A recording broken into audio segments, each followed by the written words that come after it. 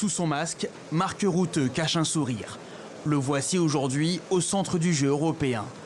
D'un pas décidé, le Premier ministre néerlandais reste inflexible. Pas question d'être trop généreux à l'égard des pays d'Europe du Sud. Ce qui est très important pour nous, c'est que les pays se réforment. Et pour ceux qui le souhaitent, nous ne voulons pas qu'on leur accorde des subventions en plus des prêts. Ils doivent donner des garanties très solides sur le fait que les réformes seront menées à bien. Intransigeant en apparence, pourtant, Mark Rutte cultive avant tout une image de sobriété dans sa vie publique. À vélo, dans les rues de La Haye, il n'a pas de voiture de fonction, pas de chauffeur ni garde du corps. Un monsieur tout le monde au premier abord. Sauf qu'il dirige la destinée des 17 millions de Néerlandais. Un chef de gouvernement presque normal, mais toujours victorieux depuis son arrivée au pouvoir en 2010.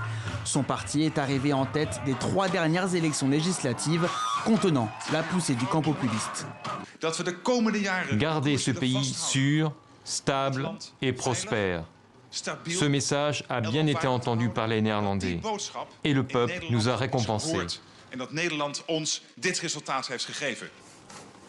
Ce libéral de centre-droit n'hésite pas à s'allier au gré des tendances, soutenu par l'extrême droite d'abord, puis par une partie de la gauche.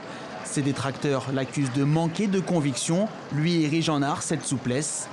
Des talents de négociateur reconnus qui lui permettent d'endosser le rôle de porte-parole des pays frugaux au niveau européen. C'est celui qui a décidé d'être Monsieur Non. Non au bloc franco-allemand. À 55 ans, Mark Rutte joue le rôle de sa vie sur la scène européenne. Les négociations marathon à la bruxelloise ne l'inquiètent pas. Il est actuellement le 3e chef de gouvernement ayant la plus grande longévité au pouvoir sur le vieux continent.